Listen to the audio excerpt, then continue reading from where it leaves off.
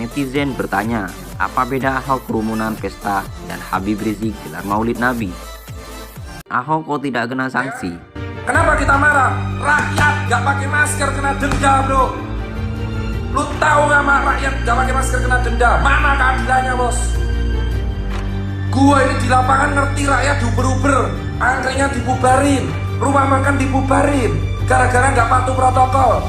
Terus gara-gara konten dan entertain lu boleh pakai asin doang. Gua kritik salah.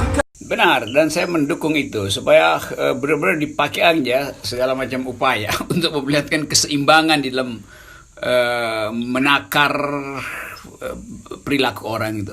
Perilaku Habib Rizik harus dianggap sama dengan perilaku selebritis, perilaku mereka yang Ahok geng segala macam. Sama itu perilakunya tuh. Tapi problemnya adalah kenapa yang perilaku yang sama perlakuannya beda secara hukum, kan itu yang dipersoalin kan. Dan orang terus mengintai bagaimana istana menjadi bijak dalam soal beginian tuh. Nah, istana yang kerepotan sendiri kan, karena dari awal melakukan tindakan yang impars, yang justru parsial, hanya sebagian yang dicecar, yang lain mau diselamatkan itu. Nah, ini isu yang sama.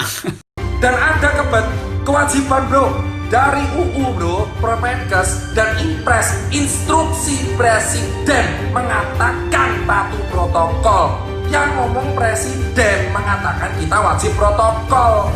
Gue salah sebagai warga negara menerapkan aturan presiden. Untuk tangkap Ahok dan Raffi.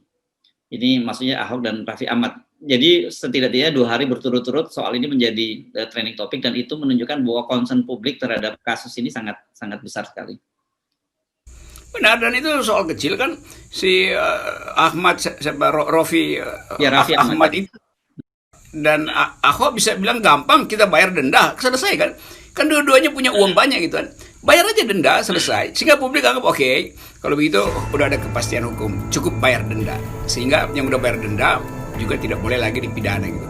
Kan nggak bisa dipidana berkali-kali itu kan. Jadi sekarang orang tidak lagi mempersoalkan apakah ini kebijakan dungu atau bukan. Orang ingin konsistensi di dalam kebijakan, kendati pun kebijakan itu dungu. Kan tetap nggak ada yang bisa diterangkan oleh pemerintah bahwa Habib Rizik melanggar undang-undang kesehatan. Dia hanya disebut melanggar kalau dia menerobos garis polisi yang dipasang di area yang sudah di lockdown. Padahal nggak ada lockdown di Petamburan, sama aja kan. Jadi apa yang dilanggar di situ itu? Nggak ada yang dilanggar secara hukum, nggak ada yang dilanggar. Jadi wisdom yang kita dapat, kebajikan yang kita peroleh hari ini adalah orang masuk di dalam upaya untuk menagih kesetaraan perlakuan, dan itu betul-betul fundamental bagi bangsa, kesetaraan perlakuan. Jadi tanggalkan seluruh sensasi politik, imajinasi tentang seseorang yang berkuasa. Publik hanya ingin perlakukan setiap warga negara secara setara, itu kan gampang. Kalau soal kepentingan politik ya susah kita mengatakannya ya. Kalau kepentingan politik pokoknya misalnya ya ini Habib Rizik harus dipenjarakan, harus dihukum, tidak boleh bebas. Wah, itu berat baru. Jadi saudara sekalian, mudah-mudahan ke depan dalam penanganan protokol kesehatan ini dikedepankan cara-cara yang persuasif, preventif, persuasif. Dan kalau ada pelanggaran, ya law enforcement, law enforcementnya adalah bagaimana memberikan sebuah hukuman yang mendidik, tapi bukan melihatnya semata-mata atau diutamakan dalam perspektif pidananya.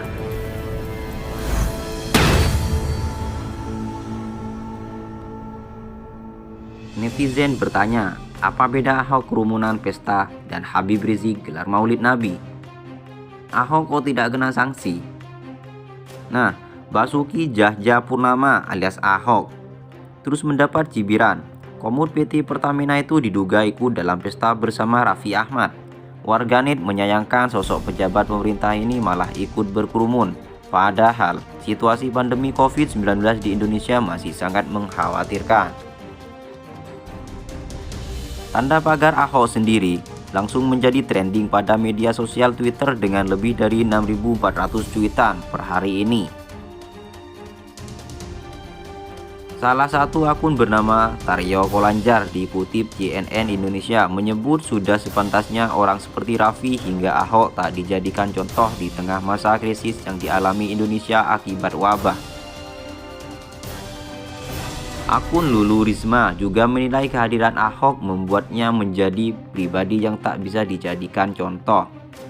Netizen juga menyinggung kehadiran Ahok pada acara senang-senang itu merupakan sebuah kecerobohan mengingat mantan narapidana kasus penista agama tersebut merupakan pejabat pemerintah sebagai komisaris utama di Badan Usaha Milik Negara BUMN Pertamina. Sejumlah akun lainnya justru merespon kasus ini dan mengaitkannya dengan Imam Besar Front Pembela Islam, Rizik Syihab. Habib Rizik menjadi tersangka kerumunan acara Maulid Nabi di Petamburan.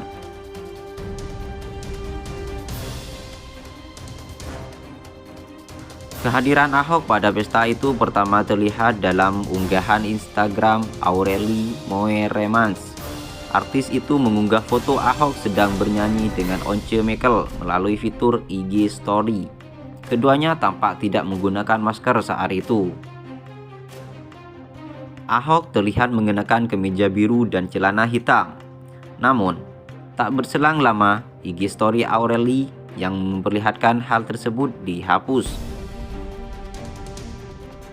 Sebelumnya, kehadiran Raffi dalam pesta itu juga menarik perhatian masyarakat, sebab Raffi terlihat tak menggunakan masker atau tak menaati protokol kesehatan usai divaksinasi bersama Presiden Joko Widodo. CNNindonesia.com sudah mencoba mengonfirmasi hal ini kepada Ahok, namun Ahok belum merespon panggilan telepon hingga berita ini diturunkan. Juru bicara Pertamina Fajria Usman yang dikonfirmasi atas keikutsertaan Ahok dalam acara yang dihadiri Raffi Ahmad tersebut sampai saat ini juga belum memberikan jawaban. Kisruh ini bermula ketika selebgram Anya Geraldine mengunggah foto di Instagram Story pada Rabu 13 Januari 2021 malam.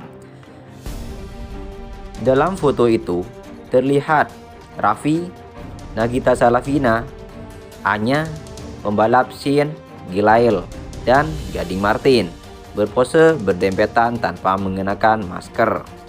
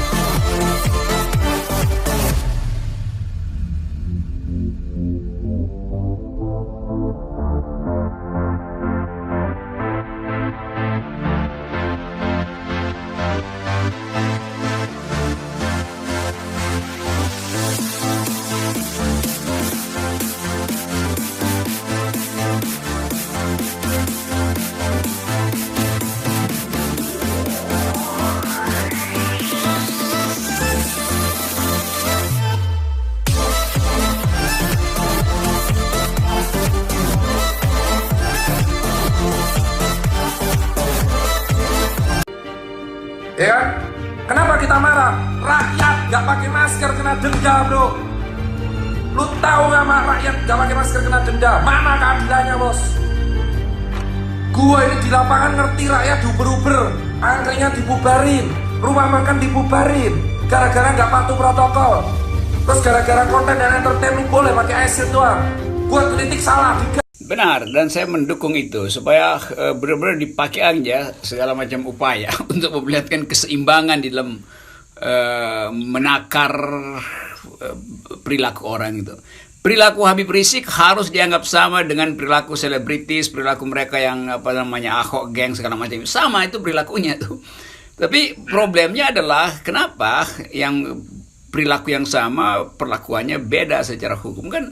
Itu yang dipersoalin kan. Dan orang terus mengintai bagaimana istana menjadi bijak dalam soal beginian tuh. Nah, istana yang kerepotan sendiri kan, karena dari awal melakukan tindakan yang impars, yang justru parsial, hanya sebagian yang dicecar, yang lain mau diselamatkan itu. Nah, ini isu yang sama.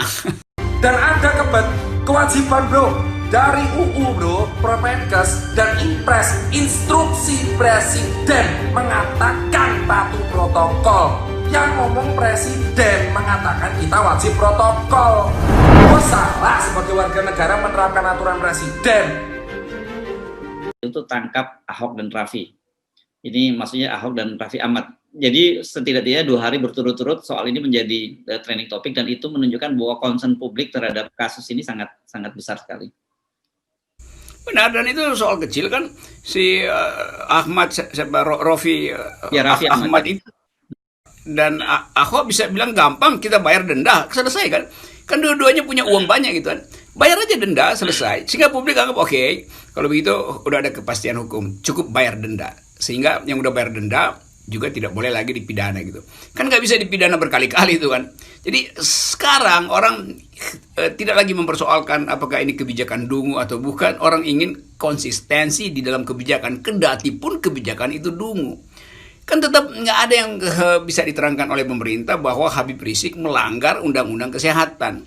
Dia hanya disebut melanggar kalau dia menerobos garis polisi yang dipasang di area yang sudah di lockdown. Padahal nggak ada lockdown di Petamburan, sama aja kan. Jadi apa yang dilanggar di situ itu? Nggak ada yang dilanggar secara hukum, nggak ada yang dilanggar. Jadi wisdom yang kita dapat, kebajikan yang kita peroleh hari ini adalah orang masuk di dalam upaya untuk menagih kesetaraan perlakuan, dan itu betul-betul fundamental bagi bangsa. Kesetaraan perlakuan. Jadi tanggalkan seluruh sensasi politik, imajinasi tentang seseorang yang berkuasa. Publik hanya ingin perlakukan setiap warga negara secara setara, gitu kan, gampang.